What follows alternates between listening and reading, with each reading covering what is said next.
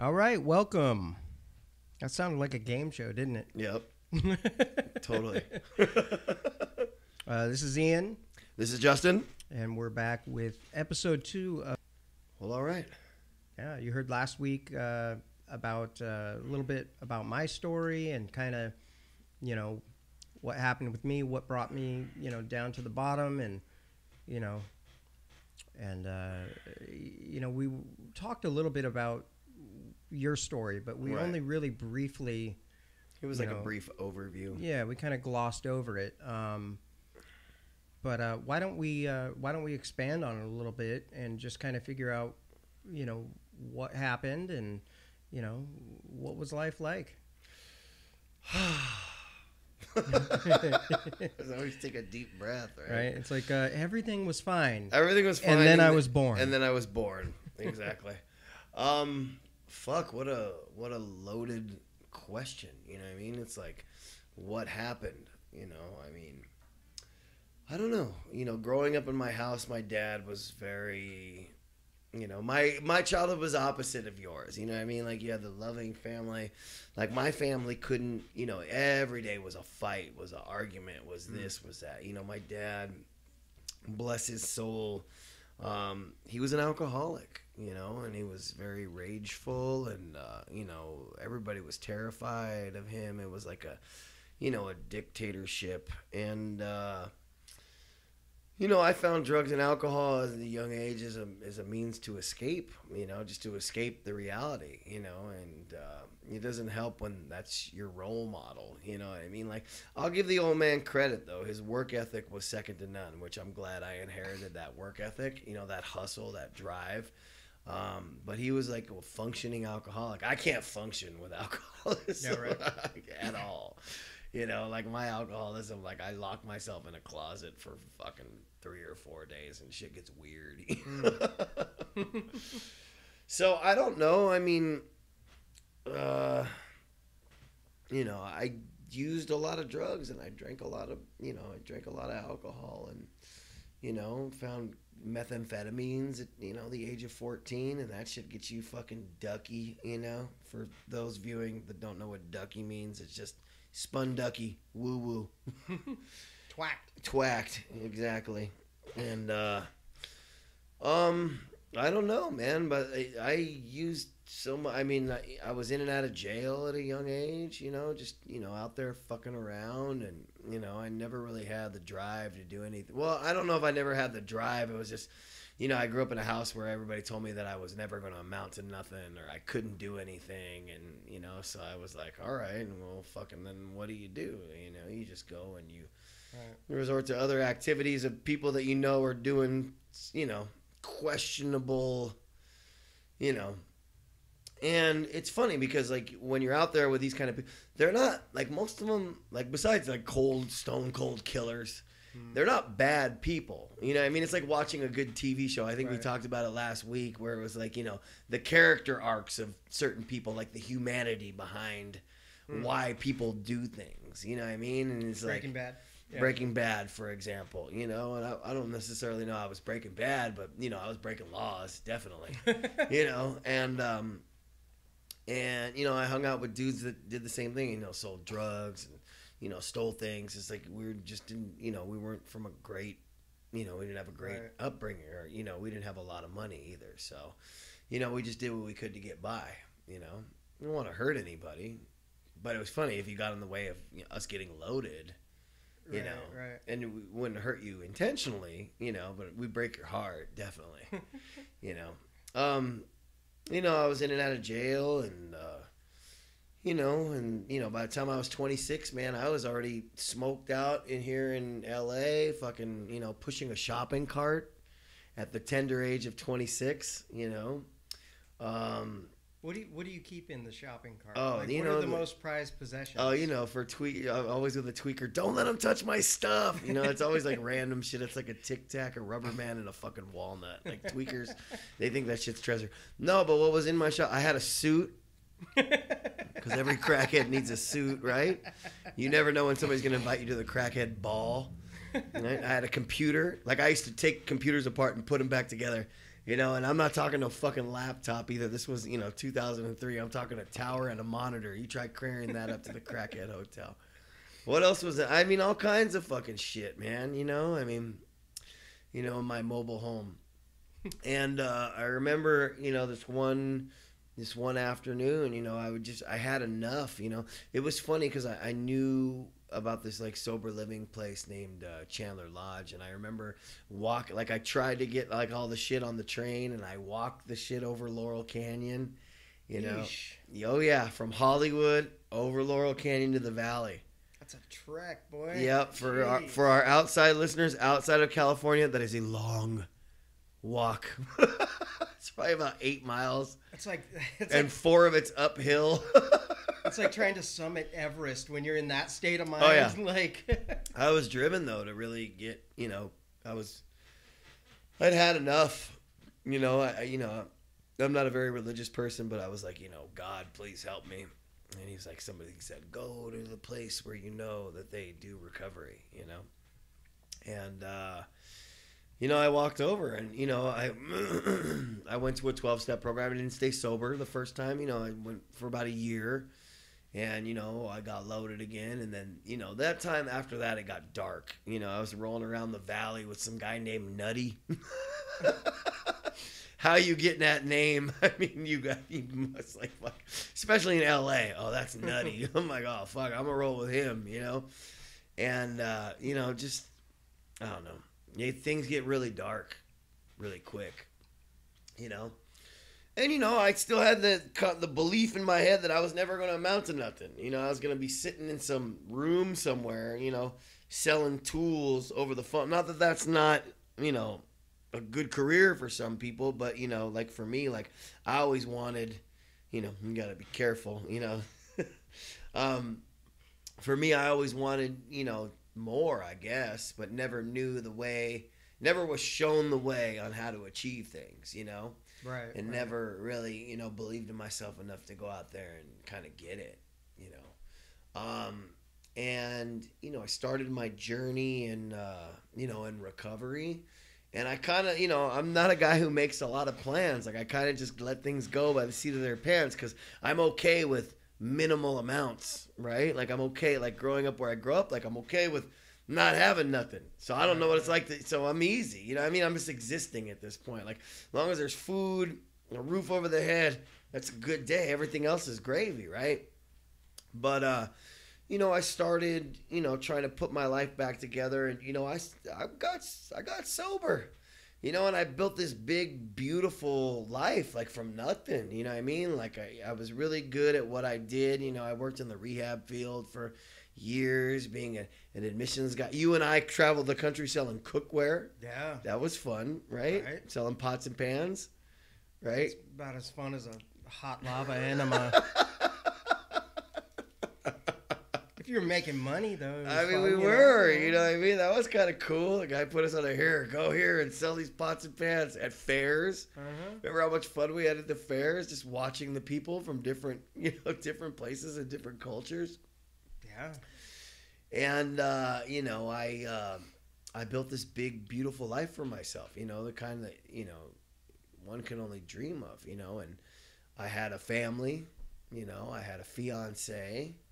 And, I thought it would be a good idea to get loaded again and start shooting steroids and start, drinking again, forgetting, that I am an alcoholic and forgetting that I am a drug addict. Do you think that there was anything that led to that after having already experienced like where that takes you?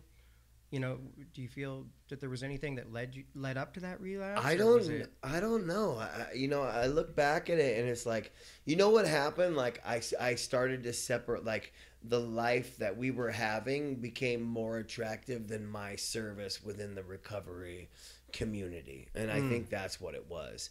And, I was watching others drink with impunity around me. And part of me was like, oh, I'm far enough removed from a drink now, or far enough removed from X, Y, and Z that I can do this again. I got 12 years and forgetting where I came from. And I'm like, I got this, right? And like I realized, alcoholism and drug addiction is a subtle foe. Like you were talking about last week about it doing push-ups. It is getting push-ups because as soon as you get lippy, it's going to beat your fucking ass. Right.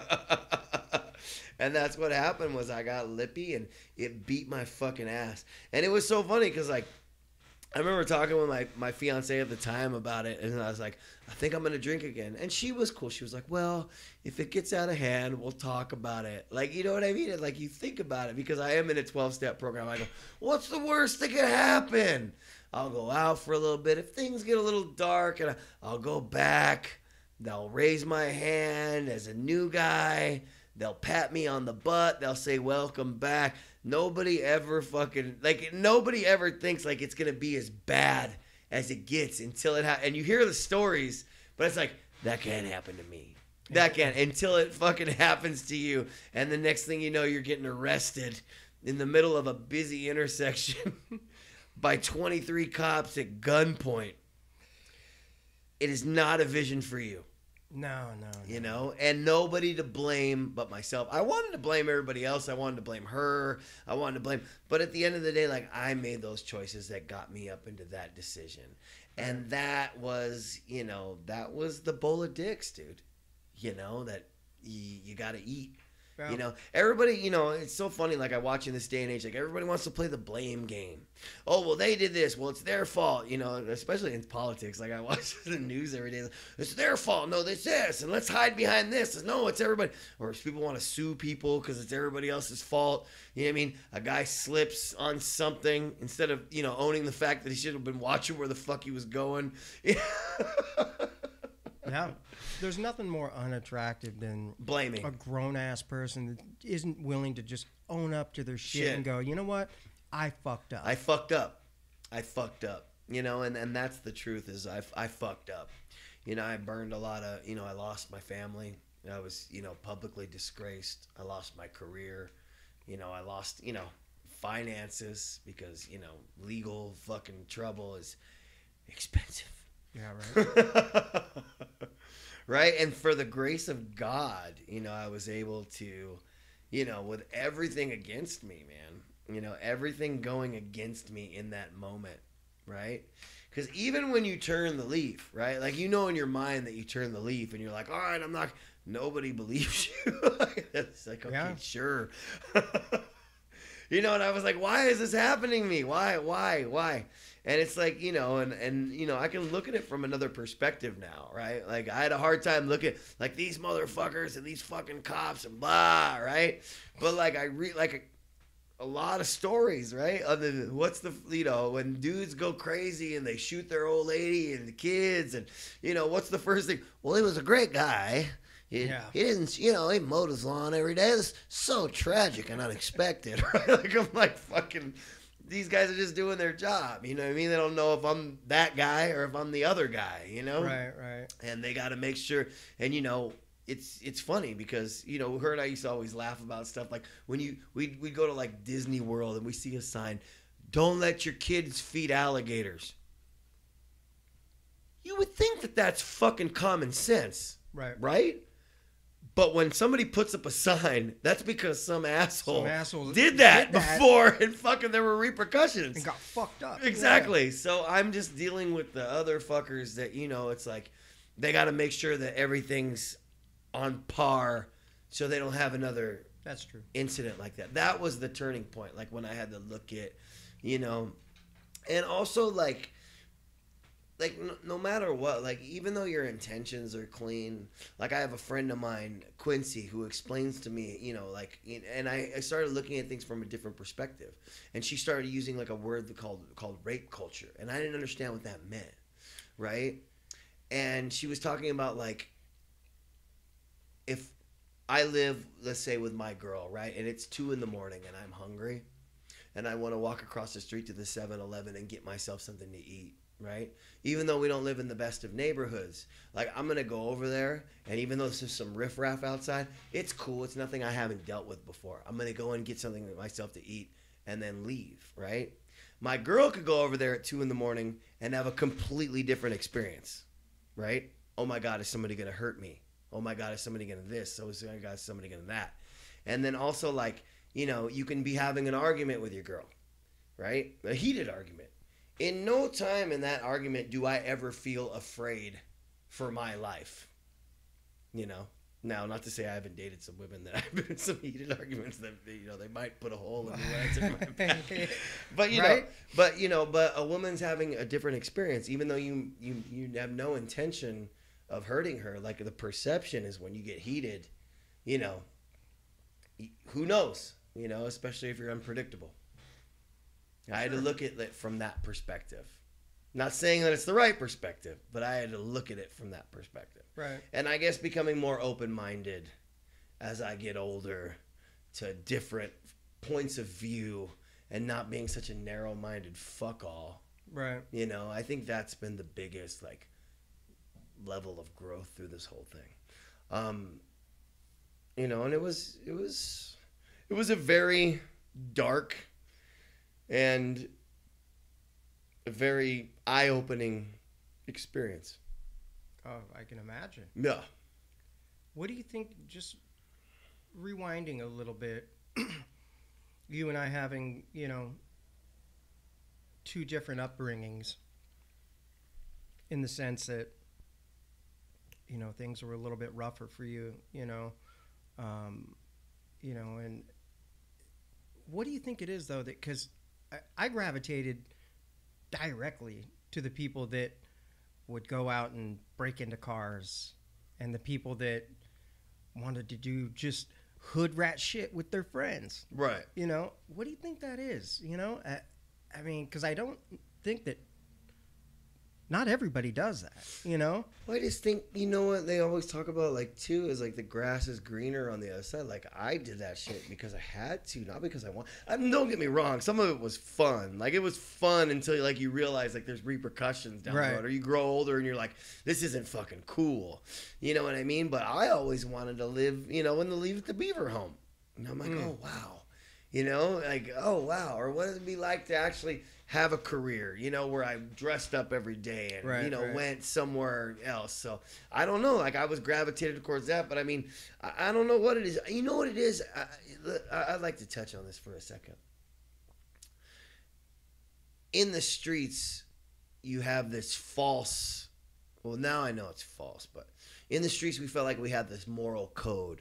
And you still do kind of with certain people. I don't know. It's changed a lot since we were little. You know what I mean? Now everybody's like yelling and telling. You know what I mean? Like everybody wants to, you know. But I mean, there was like this code and this thing of like honor in the streets. You know what I mean? Like we didn't have much, but we were all we had. You know what I mean? And nobody was trying to undercut the next guy, you know, when you're young. You know what I mean? And I guess maybe that's what it is. You know, I mean, it's just, you know what it is? All right, I got it. I figured it out. It's just like with a 12-step program or anything. There's a sense of belonging. That's true. There's the sense of belonging and the sense of community. Right. And if you guys are out there doing dirt with each other, you know, willing to die for each other, you know, there's a bond in that. I mean, that's like gang culture in 100%. A way. That's what I was going to say. You hear a lot of these, you know, a lot of people that have grown up gangbanging and stuff. You know, a lot of them come from broken homes, and that's all they want is a family. That's it. You know, it's gang culture. And they get sold a dream that really ain't a dream. No. You know, they're being used, but it feels like it's going to be this family that they always wanted. Right, like religion. Know? Yeah, right? It's funny. Yeah, it's funny, you know. I'm not knocking religion. I just, you know. I remember, you know, going out and breaking into cars when I was a teenager, and eventually there was a point where it was like, wait a second, maybe it was when I got a car of my own and started getting it broken into, you know. But I remember the first. That's the karma. Oh fuck yeah! I remember the first 3 or 4 car stereo systems that I had stolen out of my own car, and not a single time did I ever get mad. I always was like, well, all right, I guess I should have got an alarm, you know? It was like, I should have at least a couple more coming. You know, my karmic retribution, you know, hasn't fully, you know, kicked in yet, you know, or hasn't exhausted itself yet. It's so funny you said that. Like, I remember coming from like when I was a kid, I had buckets, right? Like my first car was like a '79 Chevy Caprice, right? And then I had this sick '77 Lincoln Continental. You know what I mean? Ooh, the guy that's who, a fun one. yeah, the guy who sold it to me, he's like, look, 7 bodies in the trunk comfortably, right? But I was like, when I bought like my nice cars, you know what I mean? I remember my Benz, like my SL 500, and I parked it, at my ex's place in Hollywood. I think we were out for New Year's, right? And I came back the next morning and my car had been broken into. And the feeling, I just felt violated. Yeah, you feel so you violated. feel violated, like somebody touched you inappropriately. Stuff. Yeah. Mm-hmm. You're just like, ugh, right? And it was like somebody just finger banged me right in the Pioneer deck. Right in those brand new subwoofers I just got. Oh. And you're like, but then I had the moment of clarity, like, well, there for the grace of God goes I. Yeah. But you start thinking too, oh, I wish I would have fucking seen this motherfucker. Seriously. Oh, man. Right? I had a girlfriend once that was just her dad was like, he lived in San Diego and he had this bike and the dude stole his bike and he found him on it. It's just oh, you stole the wrong fucking bike, dude. I bet. Where are all those motherfuckers at now in your life? The kids that you came up with, and that you were doing dirt with and stuff, What happened to all them? They all go to prison. They all go to jail. We kind of lost touch. I mean, they're in and out of the joint, and a lot of them are dead. That's yeah. I think the difference, well, it's funny because I always tell the story like when I'm sharing for people. It's like I roll up and say, hey, what are you guys doing? Oh, dog, just kicking it. And I'm like, kicking it? You motherfuckers been kicking it for the last 25 years. They're still kicking it. You know what I mean? It's a revolving door. Right. And it's so funny because, like, before my relapse, like, I always swore that I'd never be a statistic. Like, most dudes that go to the joint, like, I was out. Like, my last conviction before these last ones was 99. Like 99 on a drug charge. Mm-hmm. Now, when they actually gave you time for drugs, it's so funny. Like, like a meth possession, netted me 2 years, and, now it's like, oh, you go to rehab, and, I was going somewhere with this. Oh, you asked me about where these dudes are at now, I don't know, man. Like I have, I have a lot of friends still from when I was younger. Like I didn't burn all the bridges, but all the good ones, like, the ones like I played Little League with and stuff like that, like ones who actually cared about me. And, we lost touch for a while, but, once I, got my shit back together. And it was so funny how many people, like, during my relapse, like, reached out and, like, the people who care about you know who you are, you know what I mean? But it was fucked up because of, the situation, like how, it made the news because of who I was with, you know what I mean? Right. And I had motherfuckers reaching out and didn't even know me. You should die, motherfucker. And they can't even spell, Well, and it's, seriously. Whack. And like, but your people, like, the people that mind don't really matter. People that matter don't really mind. People know your heart, and it's so funny. Like, I guess, like I had been in a position where I was able to help a lot of people for so many years, and I never thought nothing of it. You know what I mean? Until they all came back and surrounded me and said, hey, thank you for saving my life. What can we do for you in this moment? And those were the people that really picked me up and pushed me forward. And, like, I was broke, people were putting money in my pocket. People were helping me find work, people were giving me second chances. And I was like, why are you guys doing this for me? And they're like, you don't even realize how many lives you've touched along the way. Right. Well, they don't write that shit about you when you're, they write, the media likes to write up all the fucked up things you do. Right. Like, fuck this dude's life up until this point. He did this one thing. Then we're going to persecute him for it. Well, it's, it's funny. I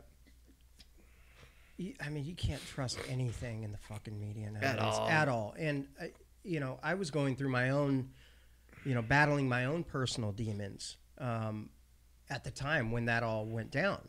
And you and I had kind of fell out of touch for a little bit because I completely, you know, after having about 6 years sober, you know, life happened, you know, with me. It was, and you know, I had a guy tell me back when I was in rehab, when I came out here 10 years ago, he's like, listen, he's Al from Boston. 99% of relapses that I hear from guys. Studio 12? What's that? Studio 12? Yeah. 99% of relapses that I hear from these guys start like this. So I met a girl. You know, and you know, and that's both of us. You know, that's kind of, you know, different things happen, you know, but yeah, you know, I was not prepared for, you know, what happened with me. I had kind of distanced myself from all of the people that I knew that, you know, did live a clean and sober lifestyle. And, you know, I was not going to 12-step meetings. I was not doing all the things that I knew, you know, kept me sober. And, you know, I had my fall from grace, as they say. And, but I remember, you know, and when that happens, you know, when that happened with me,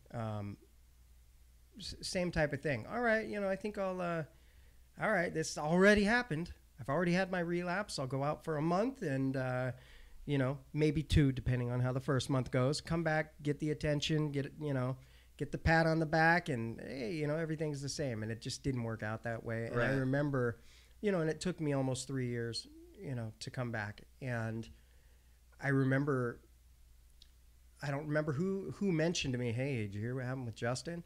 And I went to the media and I saw a bunch of bullshit, you know, and in my mind, I was like, oh man, he's got like 8 years hanging above his head. And how they made it sound was that you had been sentenced and you were off to prison. Oh yeah.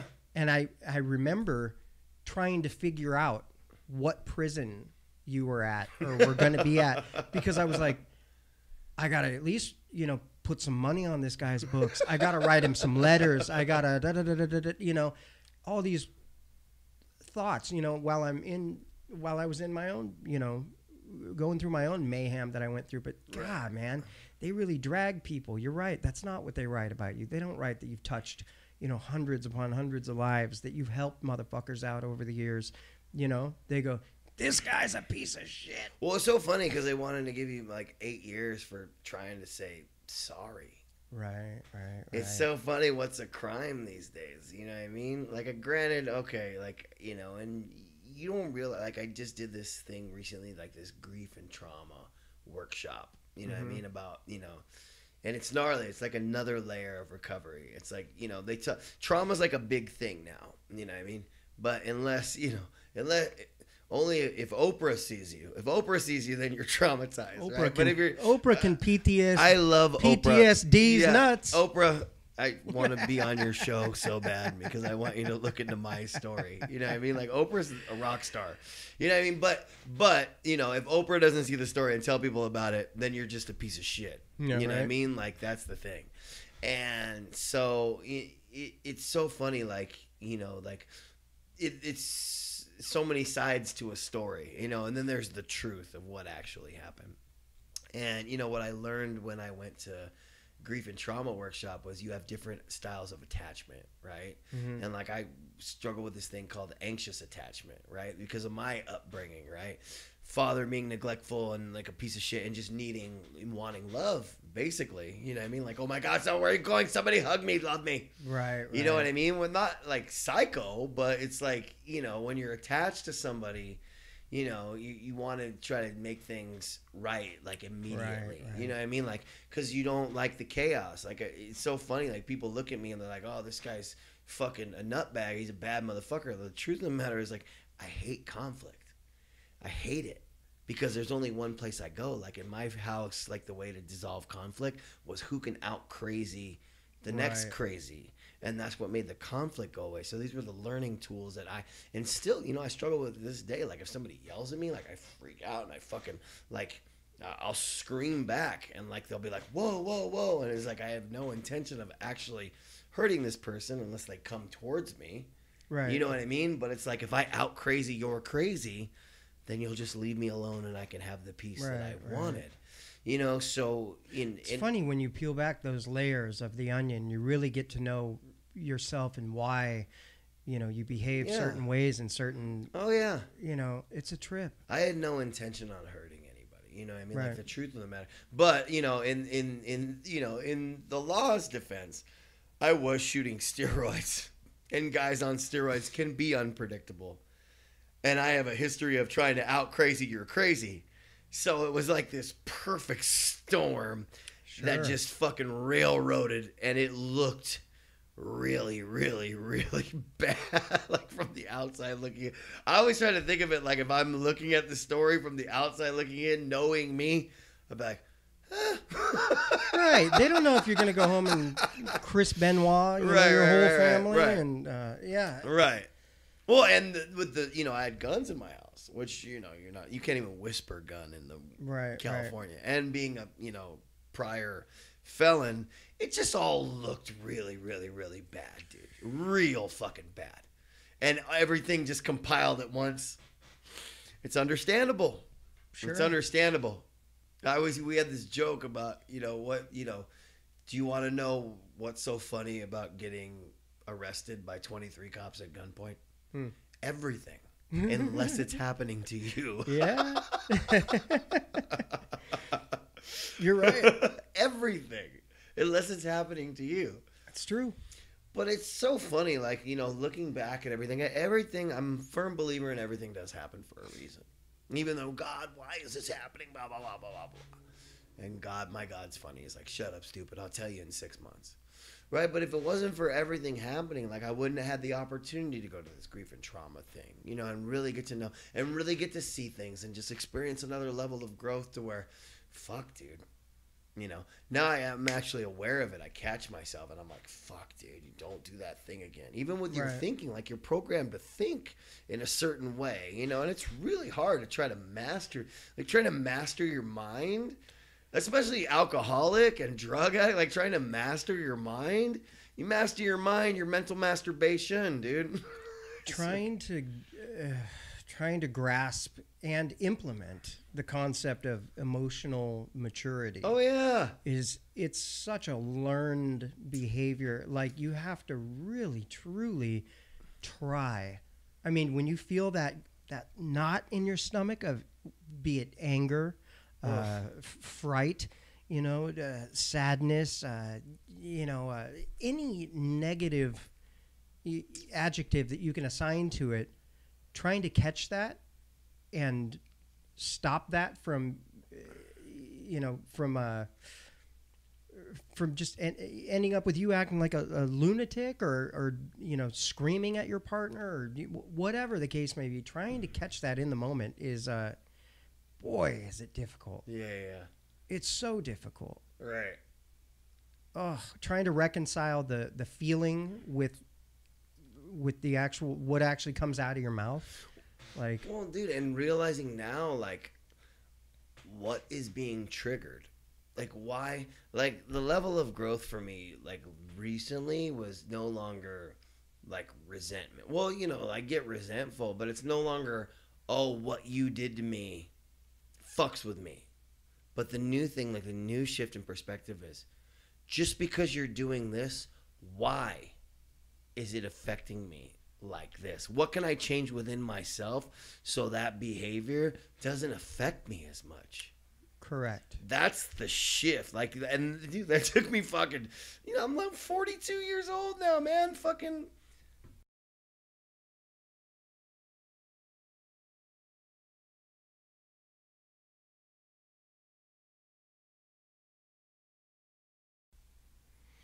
I hear you on that. I'm just turned 38 years old, and I don't know.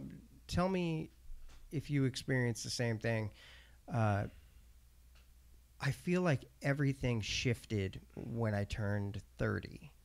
When I turned 30, I had, it just coincided with having also 2 years of sobriety. Right. At the for the very first time ever. I hadn't had any more than, 3 or 4 days. Right. For the past 10 years prior to that. From Right. the point I started using to the point that I stopped, I really didn't have, the only times I ever stopped, because why would I ever stop, Right. was if I just couldn't get something, for those few Yeah. days. But as soon as I hit 30, it was as if there was this weird shift, like everything just mellowed out a bit, and it was like all the things that I thought were important and mattered, and just I was like, whoa, it's entirely different. And I almost feel as if, like, in 10-year increments, you kind of Get it? like, it happened for me like in my early 30s, like 32,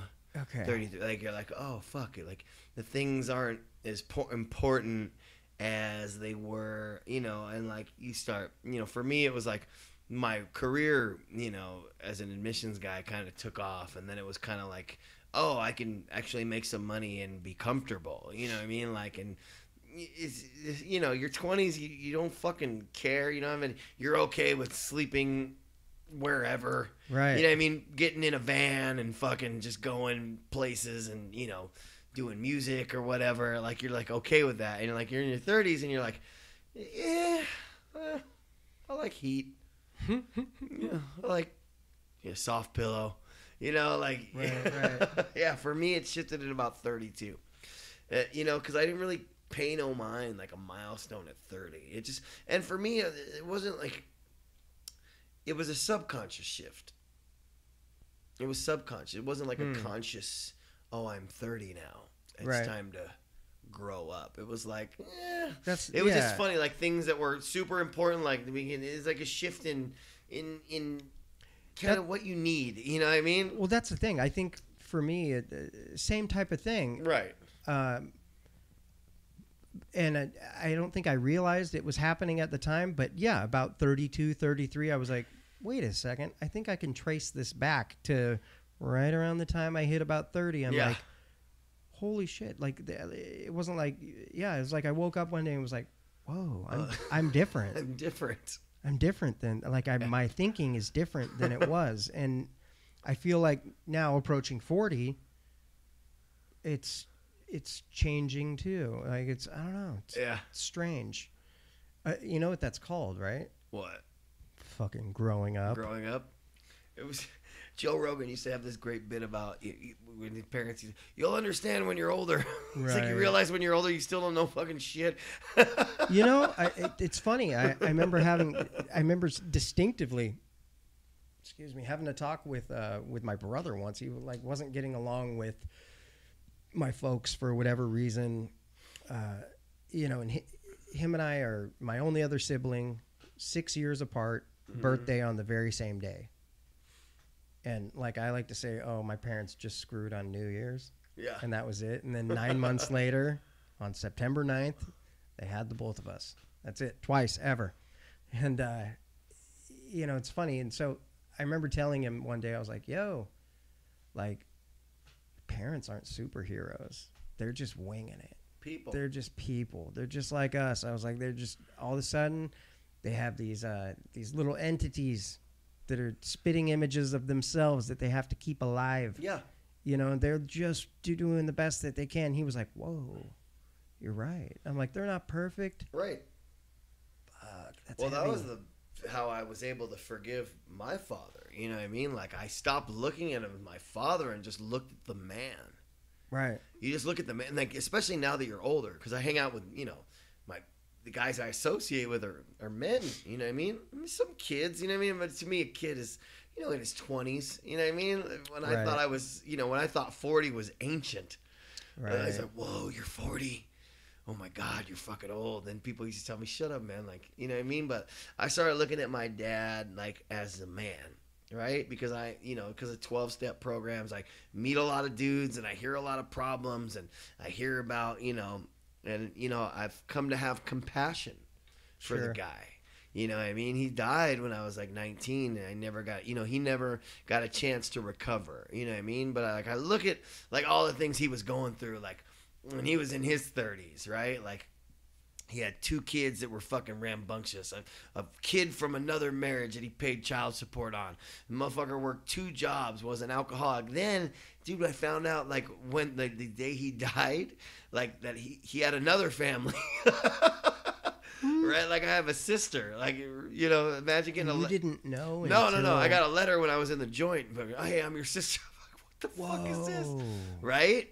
That's the thing. And to think, like, if I had all that kind of pressure and all those secrets today, I would be a fucking nutbag, dude. Did he have it simultaneously? What, the family? Yeah. Oh, yeah. He had it, like, right after my brother was born. Like, my sister's not too much younger than my little brother.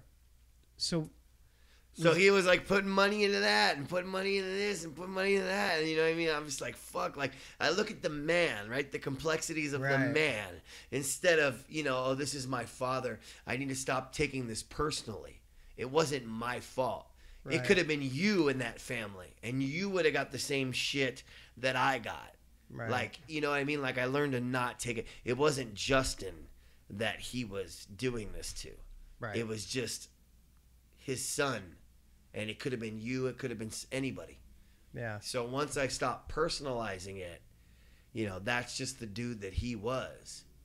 Then it was able to not blame him. Sure. You know, for a long time, though, you know, it was, oh, if I would have just not been born in this family and yada, yada, yada, yada, yada. Like the story you tell yourself. Right? Because the human mind is funny. Like, we can get ourselves to believe all kinds of shit. You know, we could really talk ourselves into some bullshit and buy into the idea that we're right. Oh, yeah. You know, once you sell yourself on the idea, take it back to the Breaking Bad. You know, him selling himself on the idea that he is doing the right thing. Well, it's just like, you know, people that are compulsive liars. And boy, I've ran into a few. I'm sure you have too. Right. And, you know, they tell the lie enough, they start to believe it themselves. You know, and that becomes their reality and their truth. And boy, yeah, you can get yourself to believe a lot of weird shit. You know, that's a trip. You can sell yourself on all kinds of ideas, you know, and why you're doing the right thing. Right. It's funny the way we justify things, the way our mind works, right? That's far out. Right. You know, the new level of growth too is like, you know, for a long time, like I needed a person to behave in a certain way for me to be okay. Right.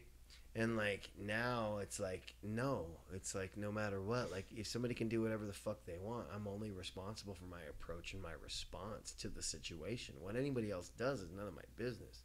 And why do I need to control things? Well, going back to childhood, like I want to control things so I feel safe. Right.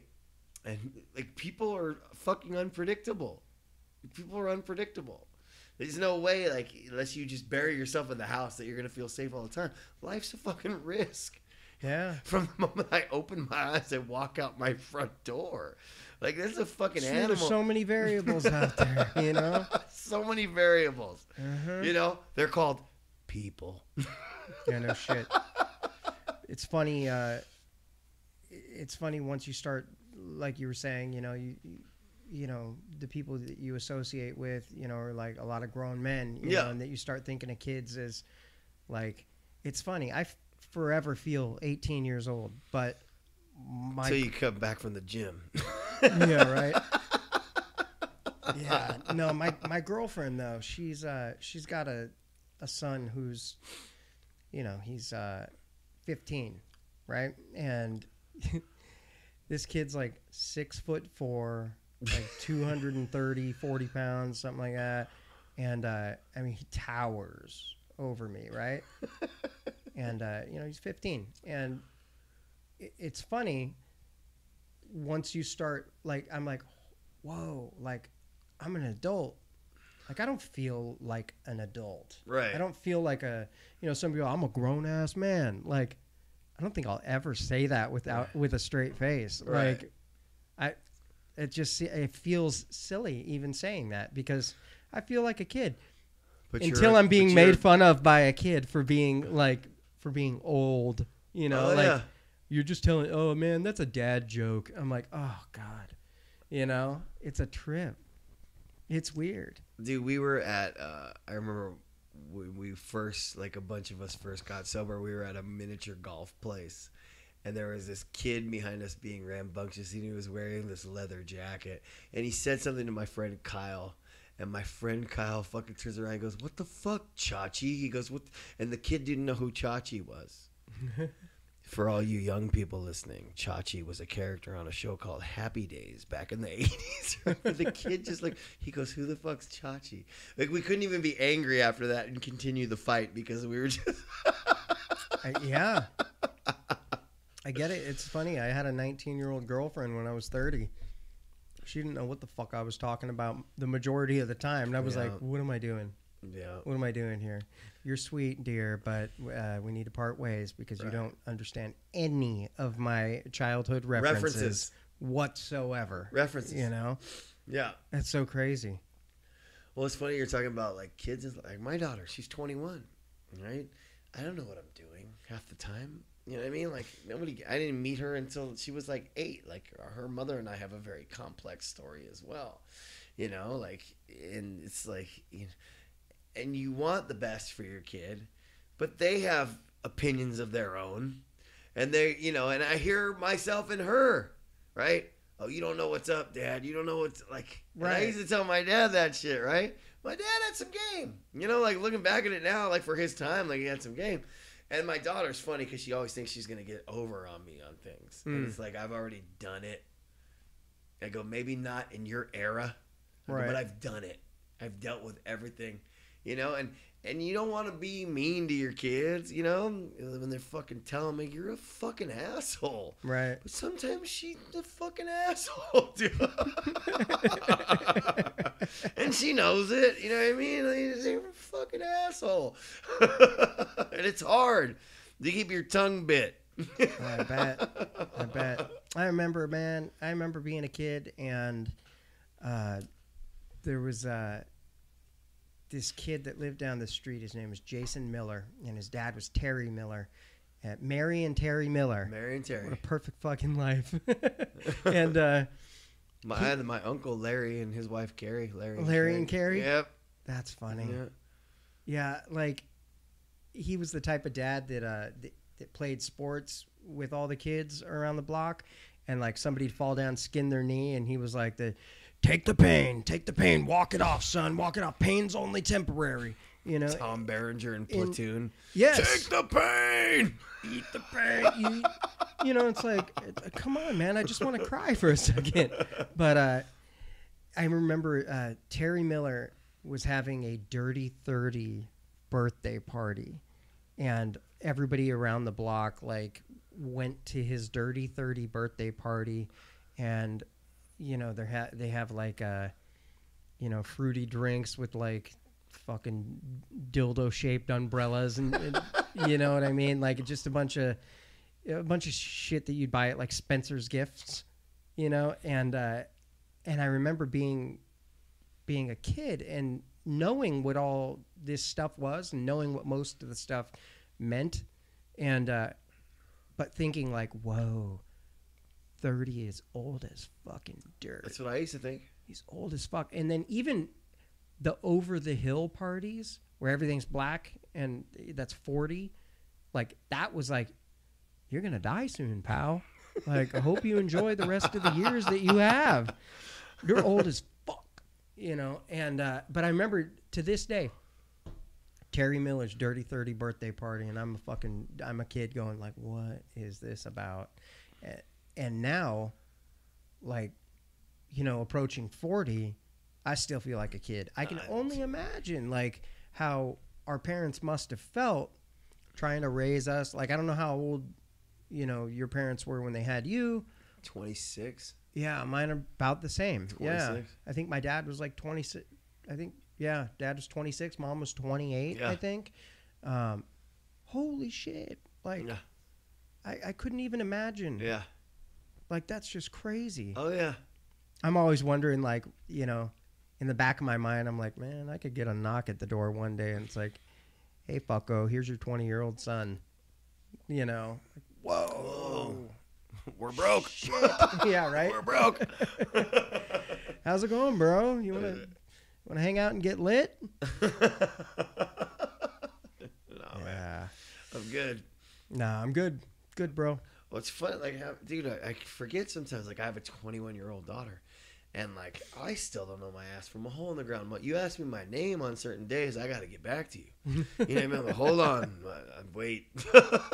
You know, That's and funny. you know, she is just she's a gorgeous kid, and you know, I wish she wasn't sometimes. I told her I wish you were ugly.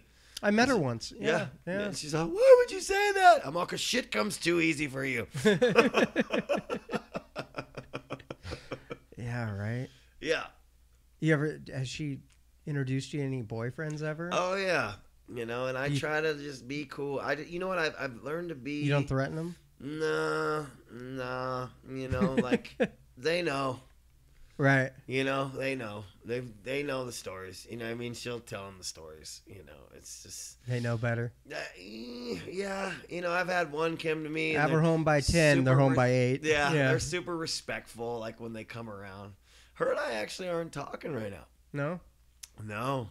You know, she stole from me last time. Oh, that's a bummer. Yeah, she stole some money from me. You know? Listen, you little shit, when you hear this, you don't do that again. You don't fucking do that. And I love you and come home. Right? Yeah, no, but the story's actually great. So she stayed at my house, right? And, you know, she's like, wanted to get away from home for a little. That's what she does. She blow torches her life where she's at. And then she comes, Daddy, right?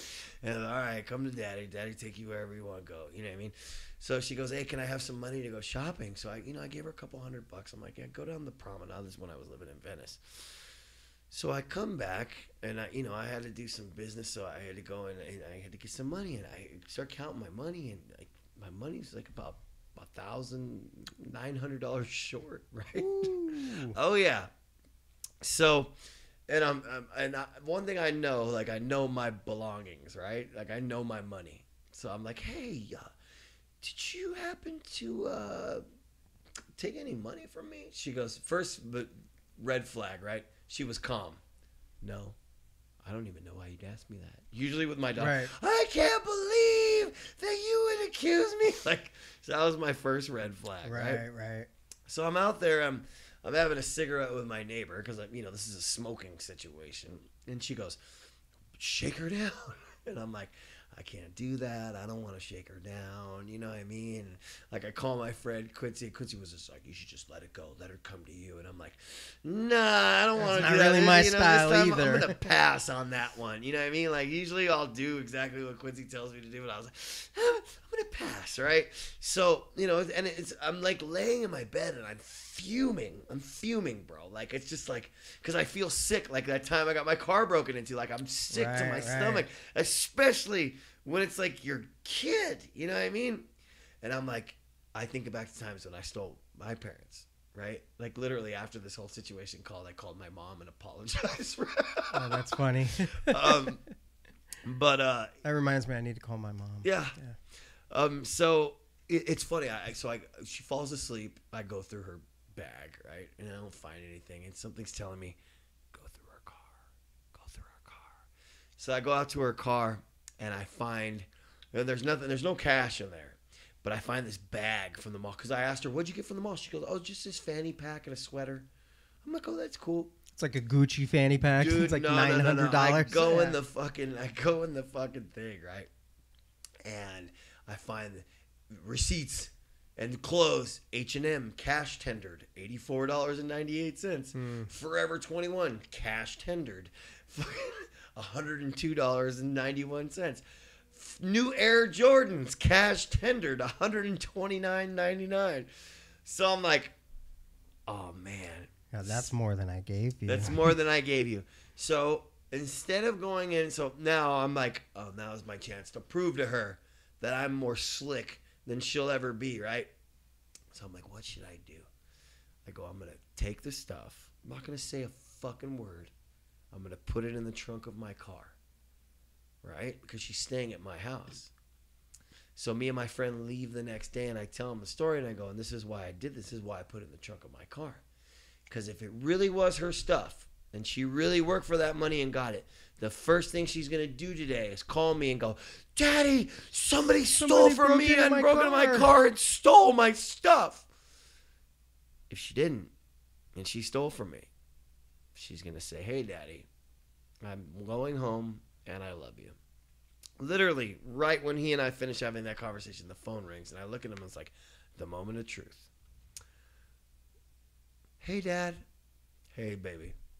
Just want to let you know that I headed home, I locked your door, and I love you and thank you for everything. And I'll see you soon. Click. And I look at him and I'm like, that little fucker stole, dude. She stole. She fucking stole. I didn't say shit for months. She'd call me. She'd be like, hey, I want to come over. I'm like, I'm good. Like, I love you. I just got some things going on because I'm processing. Like, I don't know how to handle the situation because I don't have a fucking instruction manual, right? Right. This is like Kids 101. Like, I'm just the dude. I'm not the dad. I'm the dude, you know? And the dude is pissed. He doesn't know what the fuck to do, right? So a couple months later, she calls me. She's like, I got this parking ticket. You said you were going to pay. And I was like, ugh, like, you got something you want to tell me? No, this is the second time I asked her that. Like, because I asked her before if she had something she wanted to tell me. She said no. I said, just something you want to tell me? No, why? I'm like, and I couldn't take it anymore. I'm like, look, I know you stole from me. That's why I've been a little distant from you. I don't know what you're talking about. And then I told her how I found out. And I told her, like, exactly what I did. And I go, and I knew if you didn't call me and say that you got your car broken into, that you took that shit. I'm sorry, Daddy. I'm a horrible person. And I'm like, oh, my God. Will you pay my parking? Fuck no, I'm not paying your goddamn parking ticket. Right? You should have took some of that money you stole from me and paid the motherfucking parking ticket. I hate you.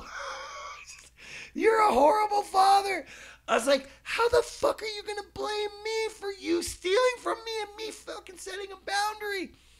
That's not what I did. I literally had to screenshot the text and circle where she blamed me and send it back to her. And then I had to just breathe and say, oh, but for the grace of God goes I. That's the shit that I used to do to my folks. Right. Blame them for my horrible behavior towards them. And my daughter, she's not a bad kid. She knows right from wrong. She does some stupid fucking things, but she's not a bad kid, and she's not a stupid kid. She in her mind, because her mother and I had that separation for 8 years, and she doesn't know the whole story of, you know, I tried to come around and her mother was saying that somebody else was her daddy, that because I didn't take care of her, that she's owed that money in back support for those fucking 8 years. That's like, some serious mental fucking gymnastics right there. That she owed that. I owed that to her. But, you know, and I told her, I said, when you come to my house, like, I feed you sushi. I take you everywhere you want to go. It's always about you. And I go, and you still think you have the right. It's funny what the mind does. And I'm watching it within her, the shit that I've done in my past. How cool that you're at a point in your life now, though, where this could be a lesson for the both of you. Well, she's still learning it because apparently she's still on strike. Gotcha. Yeah, she's still on strike. What'd you do with all the shit? I fucking took it back. And I sold it, actually, to my neighbor to recoup some of my investment, you know. And I sold it. You know, I was like, fuck, dude, who wants this shit, you know? I wasn't going to give it to her because she stole it. Like, there's a lesson that needs to be learned, you know what I mean? Right. Like the consequence. You know, and for so long, she's used to not having consequences. You know, that was the hard part about behavior. There's cause and effect. They teach you that shit in, like, the 5th grade. Cause and effect. Yeah. Consequence to behavior, right? It's like with the law. You break the law, you get, but it's so, like, the law is, like, so black and white. You know what I mean? Like, there should be, you know, there really is no justice, bro. Yeah. He who has the most money buys their way out of prison. Yeah. Or gets choked out in prison. Or gets choked out in prison. Epstein didn't kill himself. Yes. I don't care what anybody says. It took me a while to even come around to the fact that he might actually be dead. Yeah. That's a trip. Yeah, it's weird, man. Growing up is, like you said, there's no handbook to it. No. It's strange.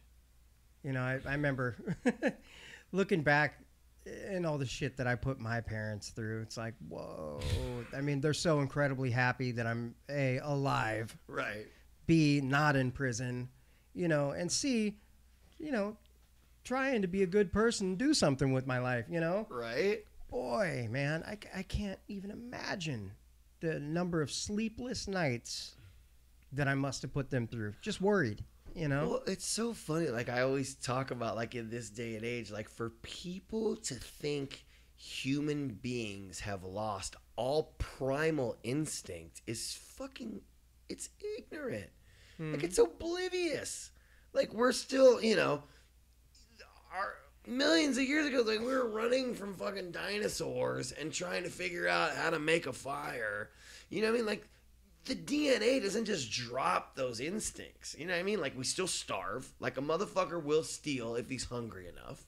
Mm-hmm. Right? And to think that he won't and be like, oh, well, you're homeless. You should just starve to death because you can't afford it. So the guy steals. Do you call that breaking a law? I mean, I call that, you know, being opportunistic and fucking, you know what I mean? Like, I met guys in jail that literally were like, yeah, you know, I mean, when things get real bad or real cold, you know, I'll just go commit a little petty theft or a little crime. If I get away with it, I get a full belly.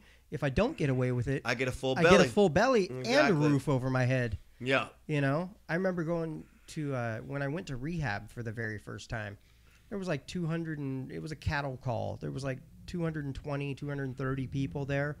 A lot of which were just trying to get out of the cold. It was snowing and it was, you know, they're like, oh yeah, you know, we do this every year. Yeah, you know, that's sad. We come here and it was an extended stay rehab. You could stay there for up to 9 months. Yeah. A year if you wanted. And planning your next run. Seriously. And it was just and like making a crew to go out there and do crimes. When spring hits, I'll be back out on the streets. You know, as soon as the snow, you know, dries up. Spring, I'll be sprung.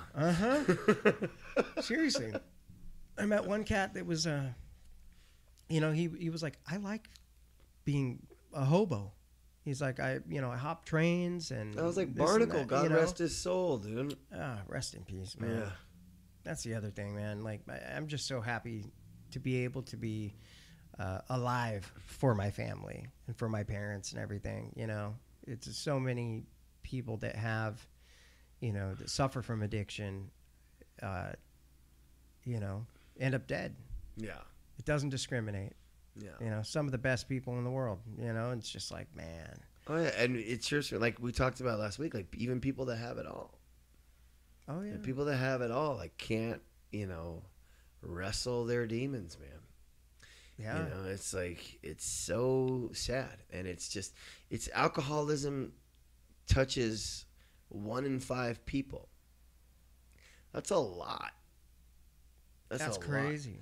Well, you meet people and I think, like we said the last podcast, everybody's got that fucking crazy uncle. But no, every family, especially nowadays, has at least one person in the family that suffers from alcoholism or opiate addiction, mental or illness, or something, you know. And it's so funny. Mental illness is like, you know, it's a thing that it's starting to get addressed, but it's like you never know when somebody's crazy or suffering from mental illness. You know, it's like because they don't, you know, with a cancer patient, you see, oh, they're gaunt, they're losing weight. Right. Like you see it. With mental illness, you don't see it. Their behavior, people are just like, oh, they're fucking crazy. Like, stay away from her. She's a bitch. Or that dude's a fucking asshole. Or that guy's a psycho. He's gonna fucking. They don't realize like people suffer from mental illness, right? Right. It's this whole fucking thing, like, you know, with the laws and it's so fucking backwards, dude. Like, people don't recognize primal instincts. They don't recognize mental illness. It's just like, dude, it's like it needs a leveling. Yeah, but I mean, like everybody said, like what can you do? You know, I mean, there's nothing you can do. I think, you know, maybe decriminalization. I think that'd be a big thing, at least, just to, you know, it would turn things with the cartels completely upside down, you know. But I mean, and keep millions of people from being locked up. For, yeah, but prison's a business. Prison is There's big business. Privatized prisons. Oh, dude, in California, prison is big business, dude. Yeah. Big business. You have these non-violent drug offenders that shouldn't be in there. Oh, yeah, and they send them to court so much. I forget how much it is just to transport them. I think they get paid $80 a trip. But I believe it. Like you said, though, it's like, people that have it all, it's funny. People have asked me before. They're like, hey, are you like super bummed out, that you didn't get that gig back in the day with Linkin Park? And I was for a while, but in retrospect, like, I don't know what I would have done if I would have just. That's what I'm saying. Like, I either would have ended up overdosed and dead. Access to a ton of money and a ton of drugs. Oh, I couldn't have handled that back then. At the very least, like, I wouldn't have been in the band for long. Yeah. Like, oh, you've got a major problem. See ya. It's and that probably would have been worse after getting a taste of it and then having some money in the bank and then going on a fuck you run. It's just crazy. And so you think of these people that do have it all. Yeah. But they suffer from this disease. It's just like, whoa. I mean, God.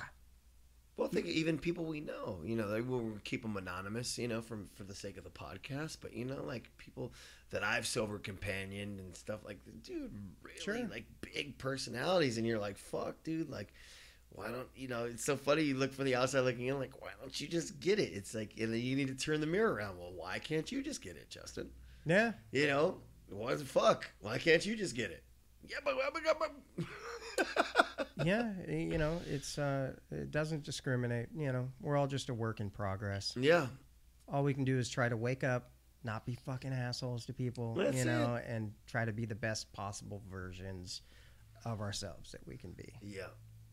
It's hard. And like normal people, I mean, it's like sometimes like you look at them and they can go either side of the coin as well, where they're either super cool, like nothing really bothers them, or they're just angry.